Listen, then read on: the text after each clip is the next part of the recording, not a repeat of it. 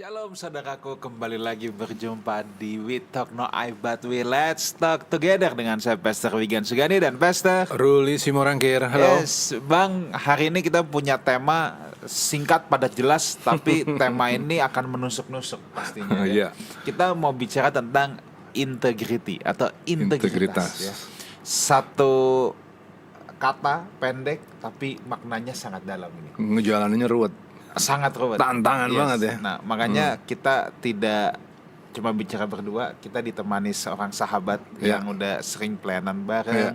Ya, kita udah pernah ngobrol juga dan pastinya beliau hamba Tuhan yang berintegritas. Asik. Oke, thank you Pastor Bro Dieter Nicholas. Shalom juga buat Ko Wigan dan Bang Ruli nih ya. Waduh, ketemu lagi. Thank you Welcome. buat kepercayaannya. Welcome back.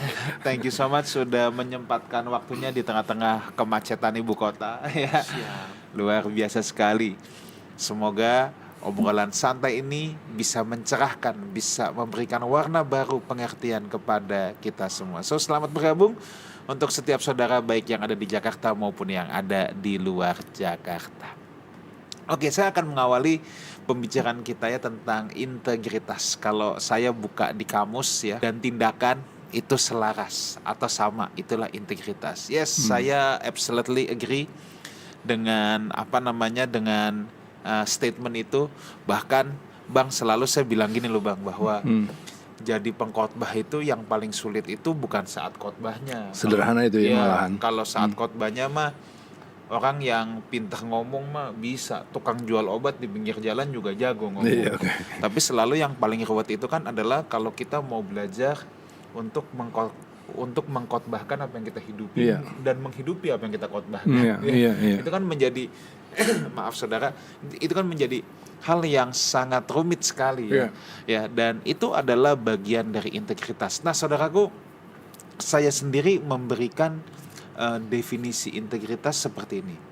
Sebuah sistem nilai kebenaran yang kita bangun dalam diri kita sendiri, kita percayai, kita yakini, dan kita hidupi. Itu adalah integritas ya. Kenapa saya mulai dari sistem nilai? Sebab saya percaya gini ya. Sebenarnya manusia itu bertindak ya. Ini pada dasarnya, pada normalnya ya. Manusia itu bertindak berdasarkan nilai-nilai yang dia percayai dalam hidupnya ya.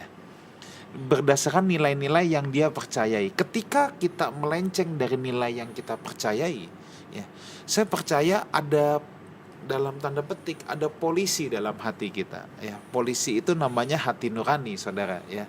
Ketika kita bertindak bertentangan dengan sistem nilai yang kita bangun, yang kita percayai, maka pasti ada yang menjerit dalam hati ini. Nah, sekarang pertanyaannya tuh begini, sistem nilai apa yang kita bangun? Makanya tadi saya katakan sistem nilai kebenaran, sistem nilai yang dibangun berdasarkan kebenaran. Nah, sebab sistem nilai ini kemudian yang mendrive, yang mendorong apa yang kita lakukan dalam kehidupan kita sehari-hari. Contoh saudara gini.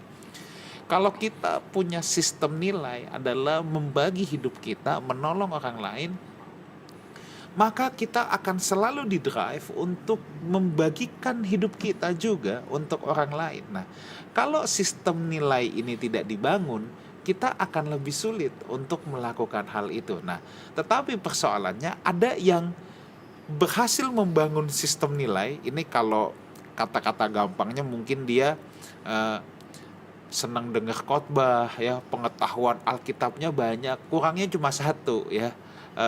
Kurang melakukannya ya. Hafalnya banyak ya. Ngertinya banyak. Ini kata orang bilang iman sih ada, akhlak aja kurang.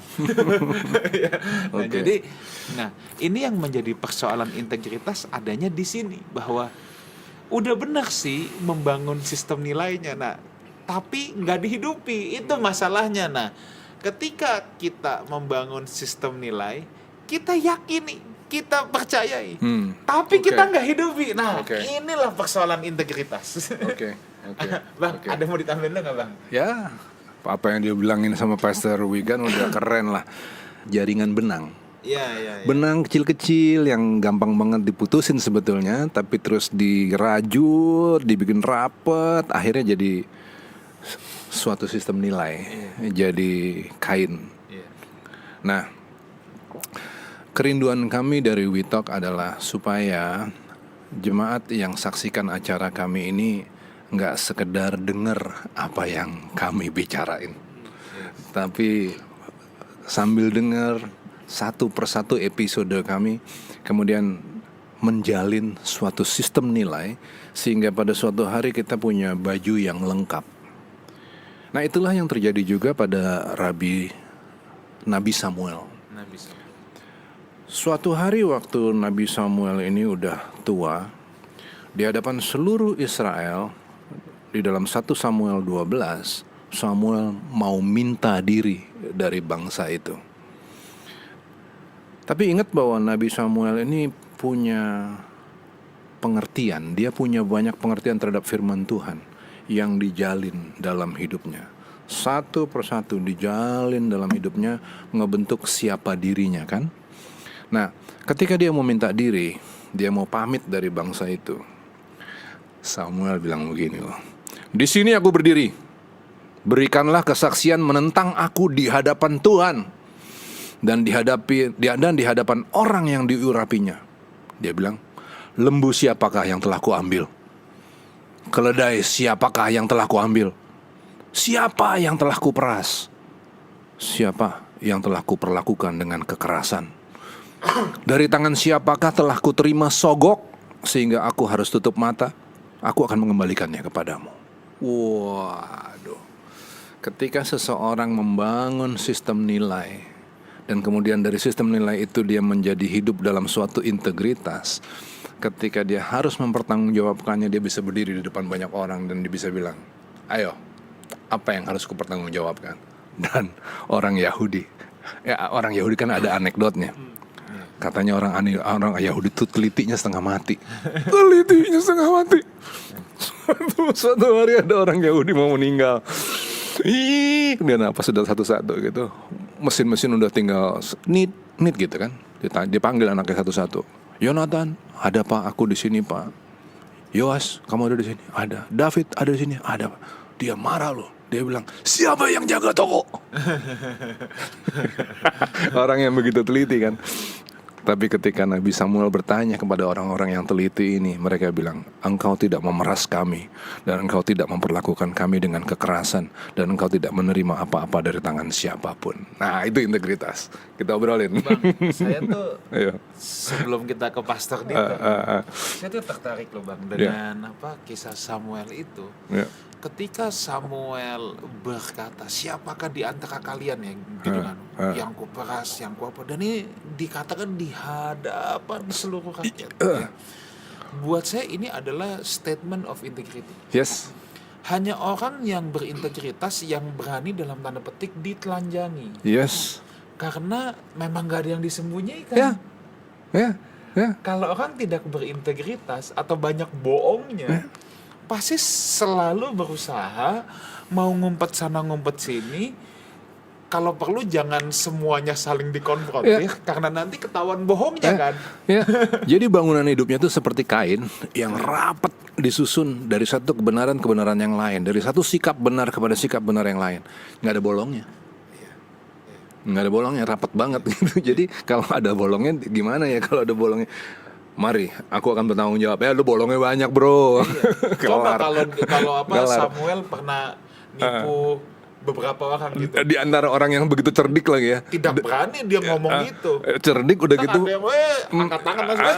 Lu nipu. Iya, udah kelar loh. Kelar kan. Malu banget. Nah, ini sebelum kita teruskan, Pastor Dieter lu nih coba mau kasih insight apa? Ayo. Waduh, ini denger Kowigan sama Bang Ruli nih aku terkesima. Kok gitu sih? Waduh, iya memang hidup dalam integritas itu nggak mudah ya. Apalagi kalau tadi Kowigan menyinggung sedikit tentang pengkhotbah. Bener nggak? Karena memang integritas itu adalah khotbah yang hidup. Nah, masalahnya adalah kadang-kadang kesulitannya adalah kita memang harus hidup benar, tapi kadang-kadang dalam tanda kutip ya, ada kesempatan-kesempatan ya. Kadang-kadang di situ tuh ujiannya tuh, di mana ada kesempatan, di mana kita sendirian. Apakah kita masih tetap bisa hidup benar? Yes. Apakah kita tetap berpegang kepada yang benar ketika mungkin apa yang kita lakukan nih mungkin nggak populer. Nah ini yang susah nih, ya kan? Iya. Makanya hari ini kita belajar ya dari Samuel tadi. Waktu Bang Ruli ngomong Samuel, aku jadi inget Daniel nih Bang. Oke. Iya kan? Iya. Daniel juga kan Iya. maksudnya Daniel orang yang luar biasa, ya kan, akan ada roh Tuhan di dalam kehidupannya dan berbagai raja silih berganti Daniel tetap dipakai. Iya. Ada begitu banyak orang cari-cari kesalahan Daniel, tidak satu pun ditemukan dari kesalahan Daniel. Dan Daniel adalah orang yang sangat berintegritas. Jadi ya hari ini apa ya? Itulah firman Tuhan katakan dalam Amsal 28 ayat yang ke-6. Lebih baik orang miskin yang bersih kelakuannya daripada orang yang berliku-liku jalannya sekalipun ia kaya. Ya, jadi dari sini kita belajar bahwa ternyata integritas itu lebih daripada semua apa yang kita punya, karena memang satu-satunya harta yang kita punya ya adalah integritas. Dan ini udah merupakan barang yang vintage, Langka. jadul. I agree. Bener gak? I agree. Susah banget ditemukan orang yang berintegritas di zaman yang sekarang ini, apalagi di zaman medsos sekarang ini. Ya kan sekarang kan banyak ya Bapak Ibu Saudaraku terkasih dalam Tuhan, detektif netizen ini kan yang begitu luar biasa. Yes. Ya kan lewat YouTube, lewat TikTok bisa bermunculan itu. Jadi ya kalau kita tidak menjaga kehidupan kita tidak membangun kehidupan kita dengan benar, wah orang pasti akan menemukan celah kehidupan kita. Makanya benar-benar kita harus membangun kehidupan kita sama seperti Kain tadi ya, benar-benar menjadi pribadi yang kuat. Ya kan Kain satu gampang untuk diputuskan. Ya kan benang satu gampang untuk diputus, tapi ketika dia udah dirajut dan menjadi kain, nah itu nggak gampang dirobek. Nah itulah kehidupan kita kalau kita punya integritas. Tadi pagi saya baca Facebook. Gemes banget bacanya. Jadi kita lagi ngomong integritas nih kebetulan. Ya. Tadi pagi saya baca Facebook. Jadi rupanya gini. Ada dua orang nih lagi ngomong. Si A, dia bilang begini. Katanya lu hidup dalam Tuhan. Tapi kok gampang banget marah. Kemudian dia tampilin chatnya dia sama si B. Si B marah. Dia bilang, gua tahu firman Tuhan. Si B-nya ya, dia bilang, gua tahu firman Tuhan, gua ngerti. Lu jangan ngomong sembarangan sama gua. Dia, yang A bilang, lihat, katanya deket sama Tuhan, katanya tahu firman Tuhan. Kok gampang marah? Dalam kalimat itu saya nggak ngelihat ada integritas dari kalimatnya si A. Kenapa? Karena si A nggak ngomong. Dia ngomong apa ke B? Ini membangun opini yang ngejelekin si B, tapi nggak ngasih tahu apa yang si A ngomong kepada B. Kenapa si B sampai marah? Ini tidak berintegritas. Sederhana banget loh. Medsos itu jadi sarana kita untuk nunjukin seolah-olah kita benar. Tapi ketika kita motong omongan sama orang lain, kita potong di tengah-tengah, itu tidak berintegritas. Sambil ngerusak orang lain. Itu kan yang terjadi sama medsos kan? Di zaman sekarang ini Kak, waduh ada begitu banyak orang yang jatuh karena medsos. Iya. Karena ada begitu banyak orang yang menyelidiki hidupnya. Apalagi kalau kita jadi hamba Tuhan, jadi pengkhotbah, ada begitu banyak orang ngeliatin kehidupan kita. Dan ketika ada begitu banyak orang ngeliatin kehidupan kita, pasti akan ada orang yang melihat celah kehidupan kita. Tapi memang gini sih, bro, kalau menjadi pelayan Tuhan ya, menurut saya kita memang suka nggak suka kita jadi ikan dalam akuarium sih yang ditonton. Nah jadi ini ketika kita tidak memiliki integritas, maka rentan banget. Nah kalau kita bicara sosmed ya dari sisi yang lain ya, sosmed itu kan memang tempat paling asik orang pakai topeng. Iya. Paling asik. Iya. Aku ingat Bang ya, Dulu aku punya temen nih Bang, aku kenal gitu. Orang ini dalam kehidupan kesehariannya, pokoknya dia seorang yang agak minderan, ya, agak minderan, temannya sedikit, jarang ngomong. Ya. Tapi begitu ada sosmed, dulu sosmed kita tuh masih bilangnya dunia maya, ya. Dunia maya awal-awal. Mulai Padahal Susi di situ kan, bukan cuma Maya. Nah, dulu kan waktu sebelum ada Facebook, Friendster dulu ya. Friendster awal-awal. Itu kan eranya bersamaan dengan chatting-chatting kan. MI aksi dan lain sebagainya gitu lah, ya. Itu Bang ya. Temanku itu begitu sampai di dunia maya, itu betul-betul langsung menjadi orang yang beda. is totally changed. Tentunya kita teman-teman kan kenal kan udah bukan sehari dua hari ya, kenal bertahun-tahun, kita tuh tahu banget dia tuh kayak apa. Tapi begitu masuk di sosial media dunia maya, langsung betul-betul bisa berubah jadi orang yang kita tahu itu bukan dirinya. Nah, jadi memang sosial media itu juga bisa menjadi tempat bersembunyi yang paling efektif. Nah, menjadi masalah kemudian ya kalau kita tidak memiliki integritas.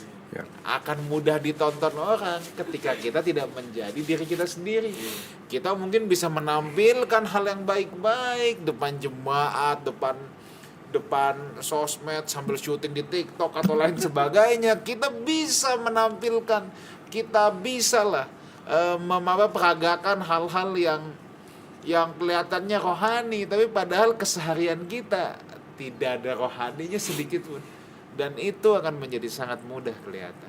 Ya, tapi saya rada mau ada beda pandangan sedikit nih, mungkin Pastor Wigan sama Dieter, bahwa media sosial itu kan membuat pelayan Tuhan hari ini seperti dalam akuarium tadi bahasanya kan ya. Betul itu, tapi di sisi lain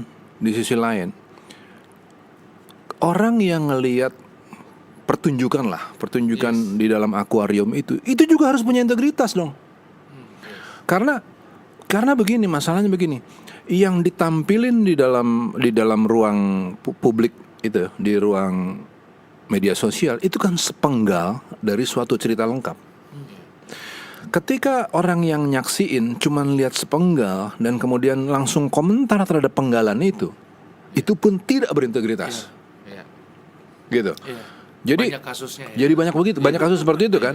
Jadi media sosial ini sebetulnya adalah suatu tantangan untuk semua. Tantangan untuk hamba Tuhan yang di dalam akuarium, katakan begitu ya. Juga tantangan kepada yang nyaksiin. Netizennya punya mata, oke, tapi jangan cepat-cepat komentar, gitu. Lu mesti kenal dulu, mesti tahu dulu seluruh ceritanya. Seperti cerita yang tadi, hamba Tuhannya kan ngomong, aku tahu firman Tuhan, aku hidup di dalam Tuhan. Dia bilang begitu kan. Di komentarinya sepotong doang. Kenapa lu marah? Yesus juga marah, bro. Masa hamba Tuhan nggak boleh marah? Yesus ngamuk malah. Dia bilang celakalah ya nggak? Terus Yesus nggak rohani gitu? Ya kan, lihat ya kalau kita cuma menggal satu cerita, nah ini juga yang menggal ini juga nggak punya integritas, jadi ngaco, gitu. Jadi ini memang tantangan untuk kita semua ya, berarti ya, untuk menjalin suatu sikap hidup yang berintegritas. Ya. Okay. Aku gini Kak. Coba. Jadi aku seneng jam tangan ya. Dan sekarang nih lagi seneng jam tangan yang vintage. Yang jadul, yang kuno. Gitu ya. Jadi waktu pertama kali aku mempelajari jam tangan vintage ini, yang luar biasa menurutku adalah ini jam tangan kan udah jadul, udah banyak lecetnya, kacanya juga udah mulai banyak lecetnya, burem-burem kali ya, udah burem-burem, udah vintage banget, udah jadul gitu. Tapi yang luar biasa, semakin tua, semakin mahal harganya, Bang. Sama kayak Vespa. Motor Vespa. Kan? Kalau kita cari motor Vespa yang tahun-tahun 60, yang catnya masih orisinil, ya kan, mesinnya masih orisinil, harganya lebih mahal daripada Vespa yang model terbaru. Padahal mindahin koplingnya susah loh tuh. Susah. Oke. Malah makin mahal ya. Nah, Oke. yang membuat aku ini lebih heran lagi adalah ketika motor Vespa yang justru yang tahun 60 yang catnya udah dicat ulang, yang mesinnya udah diperbaiki, harganya malah murah. Oh. Yang udah dipoles-poles, harganya malah murah. Oke. Yang orisinil. Yang orisinil, yang catnya ada karatnya segala, malah yang mahal. Oke. Kenapa bisa gitu? Jadi dari sini aku belajar bahwa memang kadang-kadang yang orisinil, yang tidak dipoles-poles, nah itulah yang mahal. Sekali lagi, media sosial adalah sarana memoles lagi. Nah, aduh, media sosial tuh moles banget kan ya. Ya kan gitu. Jadi maksudnya ya kita hidup apa adanya tanpa polesan-polesan itu memang tantangan kita juga zaman sekarang ya. Jadi seperti Samuel tadi ya. Iya. Siapa yang kurugikan? Dia bilang begitu. Berani Wah, banget. berani banget dia ngomong gitu. Karena dia hidup apa adanya, bukan ada apanya. Iya. Oh, jadi integritas juga bicara tentang hidup apa adanya ya. Bukan ada apanya. Bukan ada apanya, ada bakwan di balik udang ya kan. Kalau ada apanya repot, Iya, Bang. iya. Udah pasti repot. Iya, Hanya iya, orang iya. yang berani apa adanya, yang berani kayak Samuel, yang memang dia hidup apa adanya kok. Iya. Memang begini. Iya. Dan sebelum kita mulai live tadi ya, aku setuju juga tuh dengan kata-kata Kak Wigan tuh. Integritas adalah apa kan? Kejujuran Plus. plus Iya. ketulusan. Jadi tadi kita kan diskusi. Nah, kita apa diskusi bedanya sebelum ini, ya. kejujuran dengan integritas? Iya. Dalam integritas memang pasti ada unsur kejujuran. Iya. Lalu abang tadi kan sempat bilang, kalau dengan ketulusan, ya inilah orang bisa jujur loh, Iya. tapi belum tentu tulus, Iya. Iya. ya kan? Itu tidak berintegritas. Iya. Jujur tapi nggak tulus kan nggak Iya, integritas iya. kan? Belum Iya. sampai level integritas. Iya.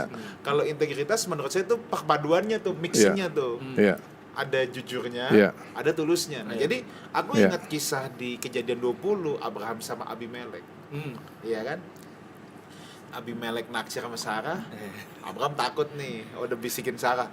Udah ntar kalau ditanya bilang aja kita saudara. Abraham juga ditanya ini siapa? Saudara. Lalu kan Sarah mau diambil. Malam-malam Tuhan mau bunuh dia. Nah, itu ayat yang ke-6 nih. Aku kasih baca ayat yang ke-6 aja. Tuhan mau bunuh dia. Nah, lalu berfirmanlah Allah kepada Abimelek dalam mimpi. Aku tahu juga bahwa engkau telah melakukan hal itu dengan hati yang tulus. Oke. Dan maka aku pun telah mencegah engkau untuk tidak berbuat dosa terhadap aku. Ya. Sorry, saya baca dari ayat yang ke-5 deh. Nah, jadi ini kan ceritanya Tuhan mau bunuh Abimelek. Lalu Abimelek bilang di ayat yang keempat, Tuhan, apakah engkau membunuh bangsa yang tak bersalah? Bukankah orang itu sendiri mengatakan kepadaku, dia saudaraku, dan perempuan itu sendiri telah mengatakan, ia saudaraku. Jadi hal ini kulakukan dengan hati yang tulus Oke. dan dengan tangan yang suci. Nah, saya suka banget terjemahan bahasa Inggrisnya. Apa tuh? Terjemahan bahasa Inggrisnya bilang gini, in the integrity of my heart Oke. and innocency of my hands have Okay. I done this. Oke. Nah, baru ayat ke-6 Tuhan bilang, aku tahu juga bahwa engkau telah melakukan hal itu dengan hati yang tulus. Itu sebabnya aku mencegah engkau berbuat dosa terhadap aku. Oke. Sebab itu aku tidak membiarkan engkau menjamah dia. Ini nih the power of integrity loh. Sampai mau bikin dosa Tuhan cegah. Iya. Karena dia berintegritas. Ada pembelaan Tuhan. Dia tulus, dia jujur, dia ngomong apa adanya. Aku nggak tahu, ya memang betul-betul nggak tahu. Masalahnya orang sekarang banyak yang pura-pura nggak tahu, itu masalahnya. Jadi integritas yang dibicarain di sini mengenai apa gimana tuh? Jadi integritas itu tuh kan tulus kan? Iya, Dia tulus dan jujur, iya. tulus dan jujur ya. Iya. Jadi nggak cuman jujur nggak tulus, bisa jadi curang juga ya. Iya. Ini harus tulus dan jujur. Nah, tulus itu apa? Tulus itu adalah Nggak punya kepentingan. Iya. Tulus itu oke. tidak punya kepentingan, tidak punya niat jahat. Tidak Itulah mengambil yang- keuntungan. Iya. Itulah yang terjadi di Abimelek ini. Iya. Ini Dia kan bicara iya. motivasi nih Bang, Iya, ini kan iya, bicara iya, batinnya iya, banget. Iya, iya, iya. Ada orang kelihatannya nolong loh, Iya. kelihatannya doang Iya. baik, Iya. tapi motivasinya Iya. ini kan hal yang beda. Ini dasar berpikir modernnya itu pakai kalimat yang sederhananya gini.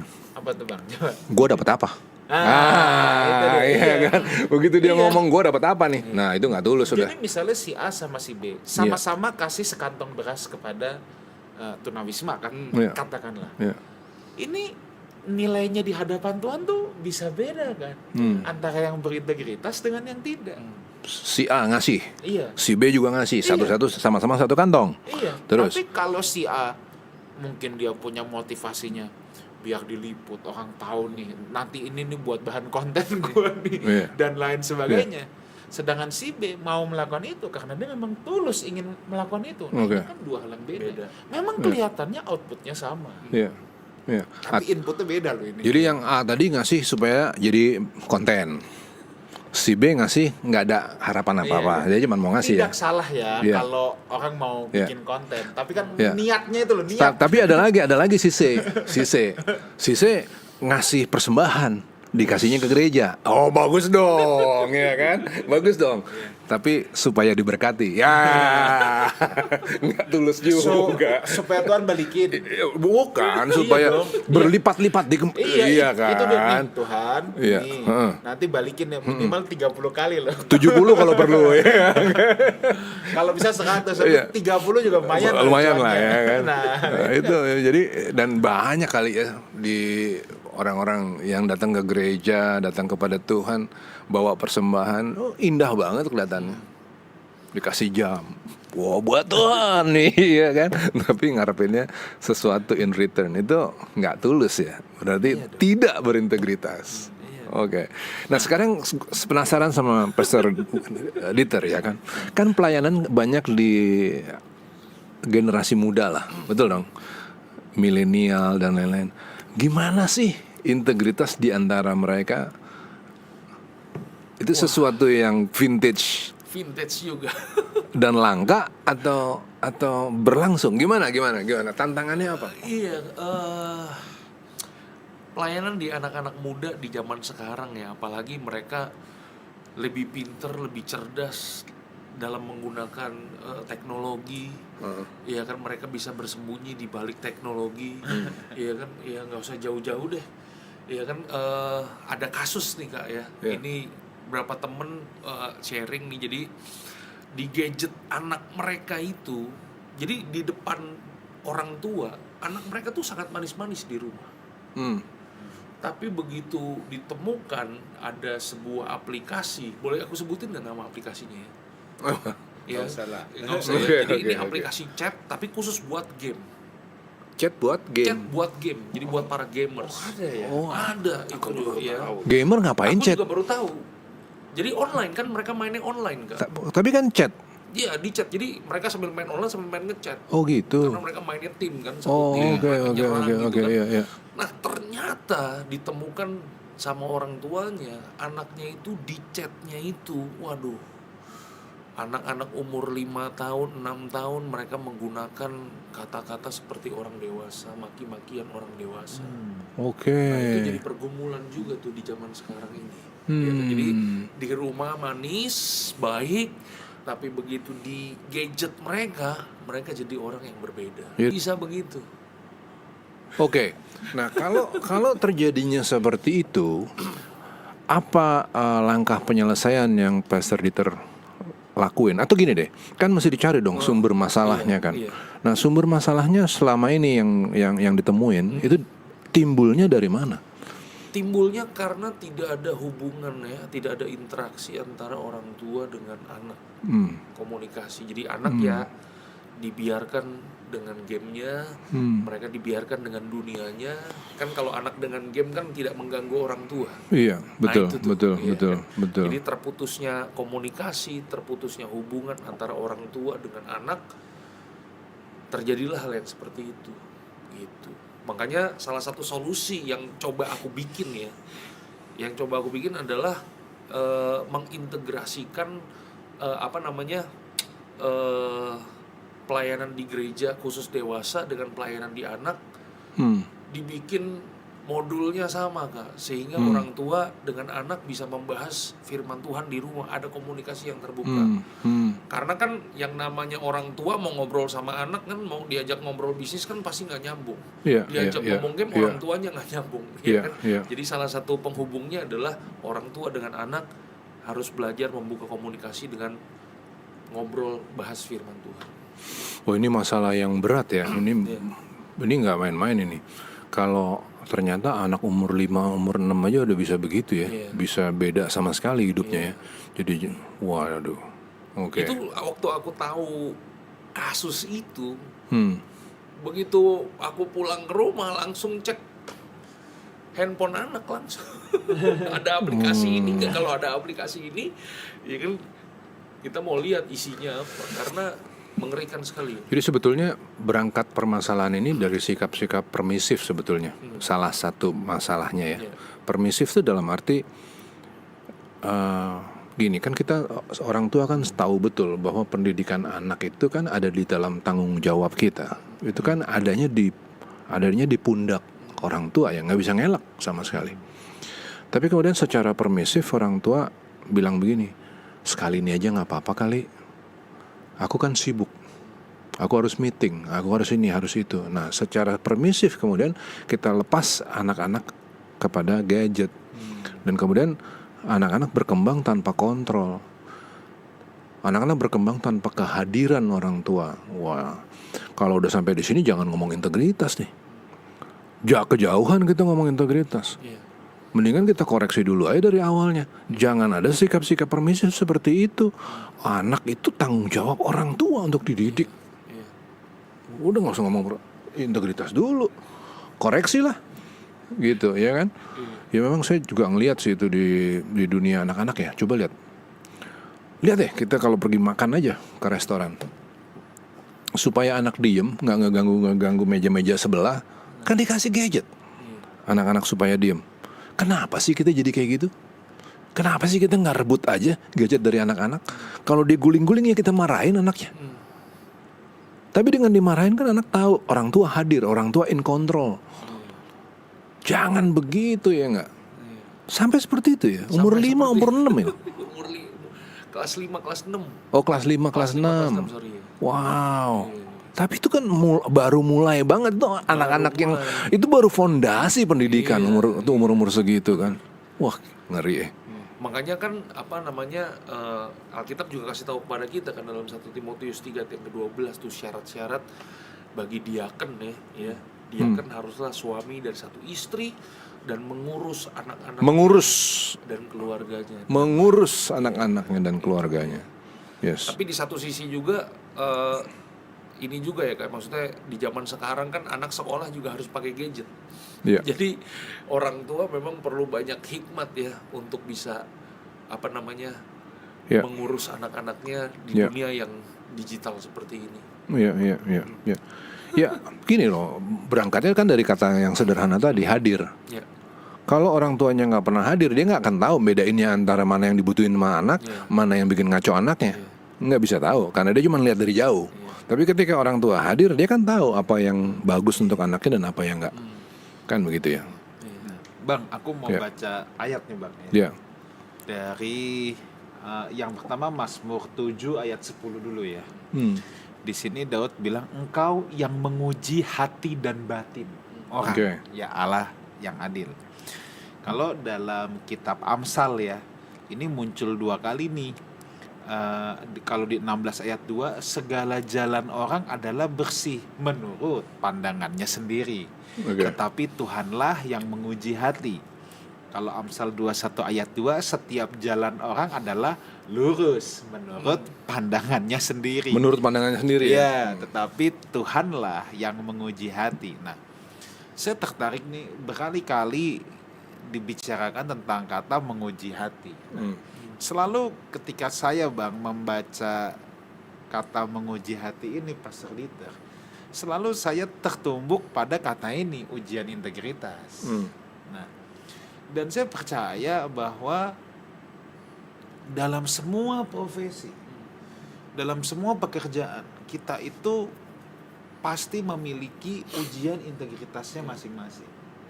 Satu kali ada jemaat, kebetulan dia bergerak di bidang entertainment. Oke. Ya, jadi kayak kayak seleb gitu. Lalu dia bilang sama saya gini, kok mungkin gak sih kok aku di dunia entertainment itu bisa menghidupi firman? Nah, lalu saya cuma jawab begini, sangat mungkin dan harus bisa. Iya.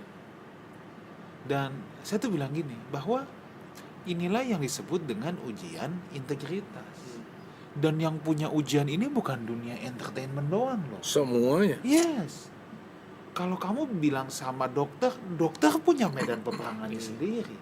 Kamu bilang pilot sama pramugari, mereka akan merasa, wah kita kalau kerja di maskapai paling susah nih untuk ujian integritas. Enggak, semua sama. Nah, lalu saya bilang gini, jangankan kamu, saya pun sebagai pendeta, saya punya medan peperangannya sendiri tentang ujian integritas ini, ya. Nah, mungkin saya mau tanya dulu nih sama Pastor Dieter nih tentang ujian integritas. Ada nggak yang bisa diceritain? Wah, itu dia ya. Dalam pelayanan nih. Makanya kadang-kadang ujiannya itu orang nggak lihat dan kemudian ada kesempatannya. Oke.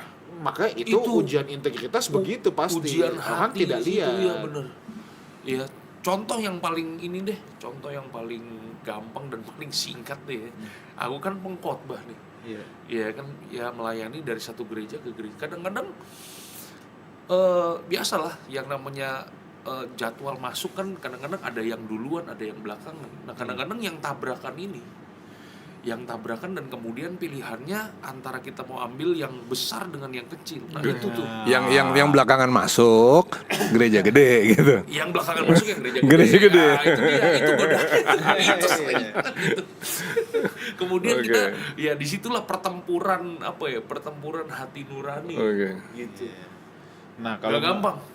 Iya. Apalagi kalau sumpamanya ada kebutuhan. Nah, ini lebih nggak gampang lagi. Gitu. Jadi aku waktu berhadapan dengan ini, aku jadi inget Yusuf Oke. dengan Tante Potifar, ya kan. Iya. Ada kesempatannya buat Yusuf. Iya. Ya kan, harusnya kan ya udah serahkan diri aja gitu kan. Ya kehendak Tuhan yang terjadi lah kan gitu kan. Tapi yang luar biasa, Yusuf tetap memilih ya dia hidup benar sekalipun dia terkena imbasnya, ya kan dia di penjara ya gitu ya. Yeah. Gitu. Ya. Satu kali saya mengalami hal yang sama. Jadi gereja Sahabat di daerah Kelapa Gading, saya tidak sebut label gereja ya. Jemaatnya kecil lah, paling ibadah 50-60 orang gitu. Nah,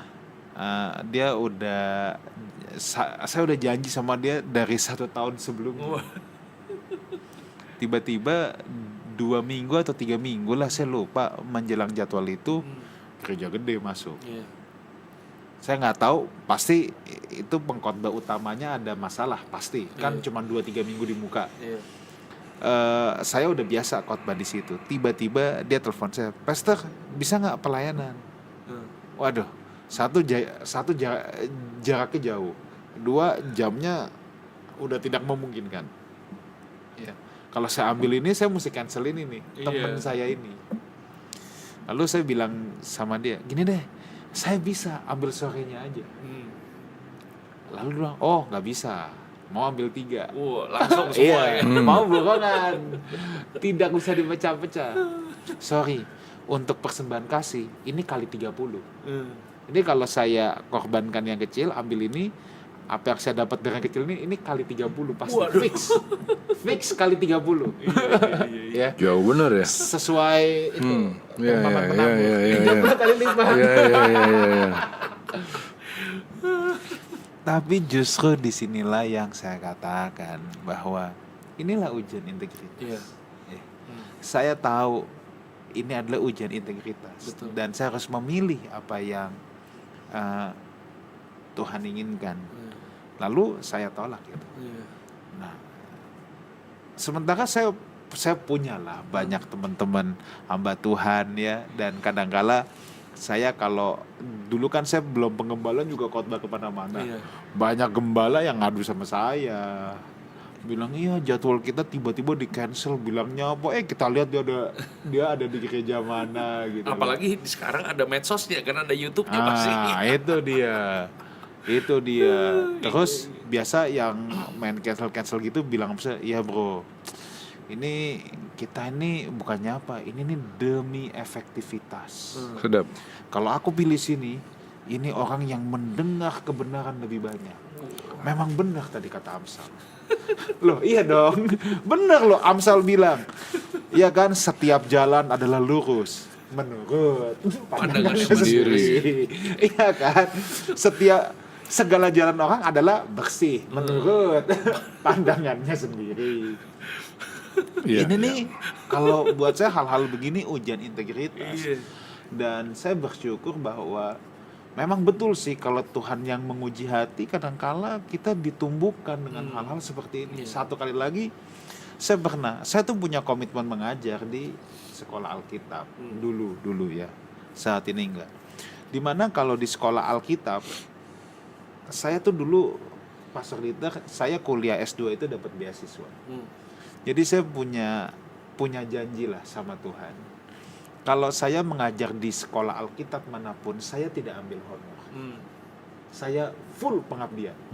Kalau diundang mengajar di sekolah Alkitab, saya tidak pernah ambil honor. Jadi ini udah gratis, ya. Terus tiba-tiba di hari di mana saya mengajar, saya biasa ambil tuh sistem yang block teaching. Oh iya. Gitu langsung ya. selesai ya. Iya, karena saya juga agak sulit dengan waktu gitu loh. Biasa saya juga dulu kalau di satu sekolah Alkitab, saya kalau mau saya kasih 1 hari buat sekolah itu deh. Saya tuh nggak mau diacak gitu loh. Sampai 1 minggu 2-3 kali mesti datang ke sekolah buat ngajar berapa jam gitu loh. Nah singkat cerita, di hari saya mengajar itu udah mana sistem block teaching lagi.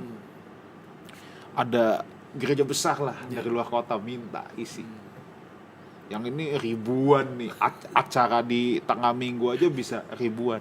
Tapi saya punya komitmen mengajar. Saya tolak kalau yang itu. Nah, saya sama gini-ginian asli. Untuk saya tahu ketika hal-hal seperti ini datang, itu adalah ujian-ujian integritas yang Tuhan izinkan dalam hidup kita. Mana saya udah tolak itu, mau ngajar nih, saya datang ke kampus, kelasnya ditiadakan. Ya, satu dan lain hal itu ya udah. Kita jangan bahas di sini. Tapi intinya kelasnya ditiadakan. Jujur, saya tuh sempat dongkol juga. Buset dah, gue bela-belain. Dikasih tahu kayak gitu ya. Iya. Jadi maksudnya adalah aku mengerti dalam perjalanan pelayananku, ketika ada pencobaan-pencobaan yang tadi aku bilang tuh ya, itu kan kayak ujian dan pencobaan gitu kan. Dan kemudian kita tetap straight to the point bahwa kita tetap pelayanan di tempat yang pertama yang udah masuk duluan. Tetap nanti pasti akan ada lagi. Pelayanan tuh nggak pernah habis. Tapi pelayanan akan stop, pelayanan akan habis ketika orang tahu kita tidak berintegritas. Yes. Itu tadi kan integritas di dalam pelayanan. Oke. Wah, ini seru nih, ini mau masuk yang tadi. Yang saya gemes kalau ngomong soal integritas, udah deh, nggak usah jauh-jauh, di jalanan. Di jalanan, coba deh liatin deh, orang ya dari gereja pulang gitu ya kan ya, mungkin ada yang naik motor, bisa jalan lawan arah, sambil ngomong, sambil mungkin dalam hati nyanyi lagu rohani, tapi lu salah jalan, salah arah. Harusnya muter di mana, nggak boleh muter. Coba. Belum lagi nanti kalau di rumah, apakah kita jadi contoh buat pembantu? Ngomong integritas tinggi banget. Iya. Betul. Ya kan? Ini tadi Pastor Wigan udah ngasih contoh yang baik. Semangat, Pastor Dieter juga udah ngasih semangat yang baik, bahwa di dalam pelayanan pun ada tantangan-tantangan seperti itu. Tapi bawa itu ke rumah dong. Bawa itu ke jalanan dong. Jangan sembarang-sembarang kita jalan. Ada aturan.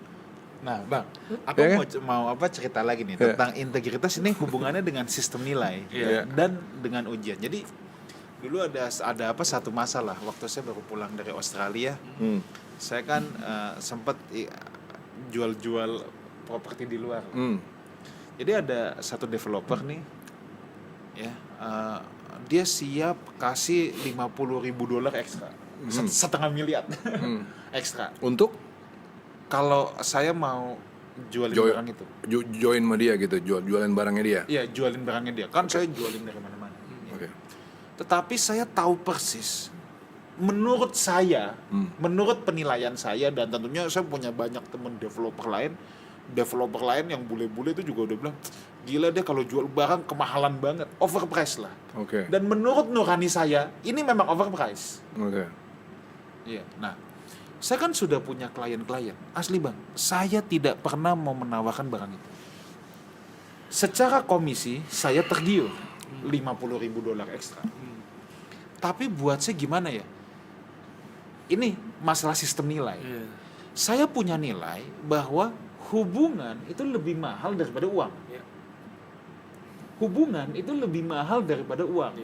Ya, tentu pengamatan saya bisa salah, bisa aja menurut saya overpriced padahal enggak. Ya, tetapi kan ini masalah integritas kan. Iya dong. Saya tahu dalam hati saya, menurut pandangan saya yang bisa salah itu, tapi menurut saya itu kemahalan.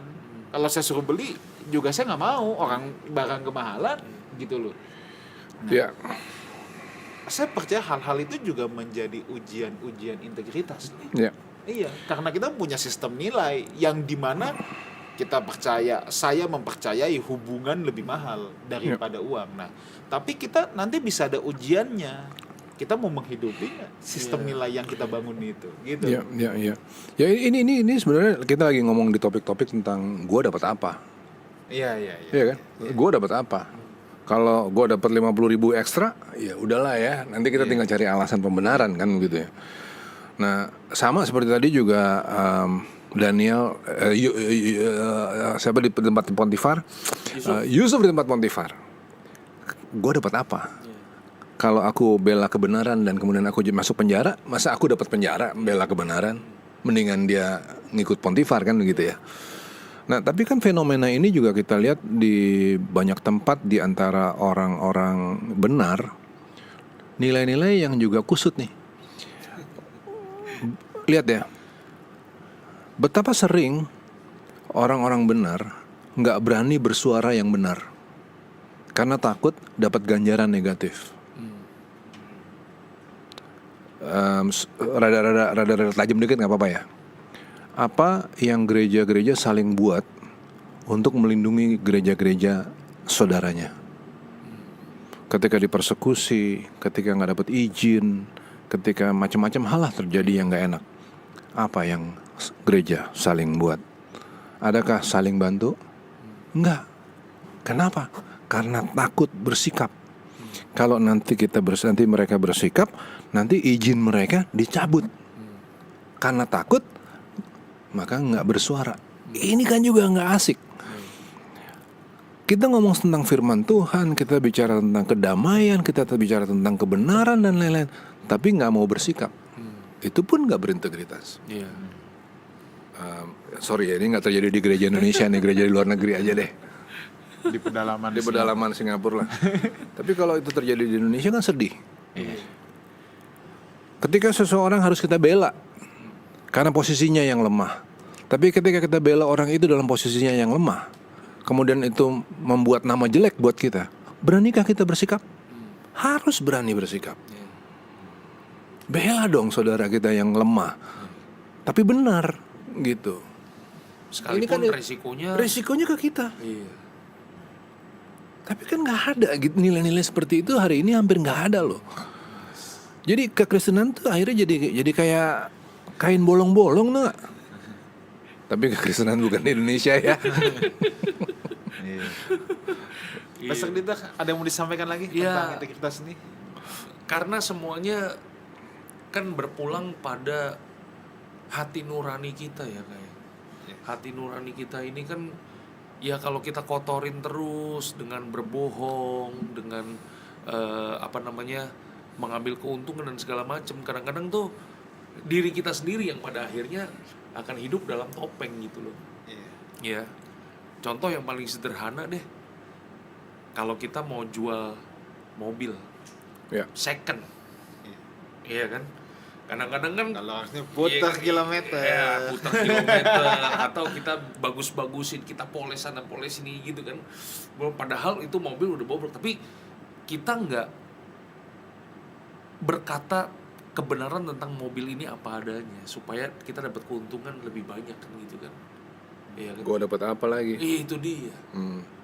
Nah, aku juga belajar dari Yesus ya kayak. Yesus itu kan merupakan salesman yang paling jujur itu dia. Apa? Yang mana?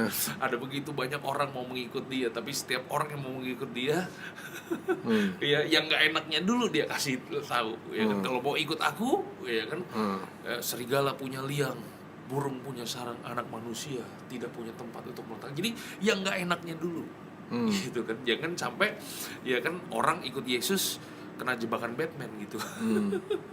Ya jadi apa namanya, hidup di tengah-tengah dunia yang makin lama makin jahat ini, untuk kita berintegritas itu memang tidak mudah, tapi bukannya tidak mungkin. Ya, yang paling penting adalah bagaimana kita berjalan dengan hati nurani kita. Jangan sampai hati nurani kita ini ya kotor, busuk, dan kita terus harus membangun sistem nilai dan berani menyuarakannya sekalipun itu tidak populer. Gitu Oke. sih. Iya. Thank you so much, Pastor Dieter. Kita sudah di penghujung acara kita. Ada satu closing statement singkat, padat, jelas Dari Bang Ruli aja. dari Abang lo deh. Oke. Beberapa waktu yang lalu ada grup Korea namanya BTS. Wih, siap. BTS itu tiba-tiba jadi fenomena yang luar biasa. Waktu orang-orang nunjukin bahwa hidup mewah itu adalah sesuatu yang luar biasa, mereka berani hidup sederhana. Padahal mereka ngetopnya luar biasa. Sampai mereka punya BTS Army yang begitu fanatik ngikutin apa yang dikerjain sama BTS. Nah, harusnya kekristenan itu adalah suatu sikap hidup yang mempesona. Karena saking mempesonanya dulu kekristenan itu, maka sampai hari inilah kekristenan kita anut. Tapi hari ini kita kehilangan pesonanya. BTS jadi lebih mempesona. Nah, kiranya lewat acara yang kami sampaikan ini dengan judul integritas, kita bangun integritas kita masing-masing di jalanan, di rumah, di dalam setiap sikap hidup kita, dalam setiap tantangan kita, supaya kekristenan kita itu mempesona, balik lagi, punya fenomena yang keren. Ada yang mau disampaikan? Ya, bangun Singkat, padat, jelas. bangun Ya. integritas Yes. di dalam skup kecil kita dulu. Yes. Ya kan, bagaimana kita memperlakukan istri kita, mengurus anak-anak kita. Jangan sampai kita lebih ramah kepada anak orang daripada anak kita sendiri. Ya, Gitu sih. ya, Jadi ya, bangun ya, ya. benar-benar keluarga kita. Ya. Itu aja sih. Oke, dari saya udah kita hidup apa adanya aja, jangan ada apanya. Iya, jangan dipoles-poles ya. Yes. Ya. Vintage. Thank you Pastor Dieter Tuhan untuk berkati. waktunya. Saudaraku, baik, terima kasih atas kebersamaan kita. Sampai jumpa lagi di We Talk No I But We Let's Talk Together. God bless you.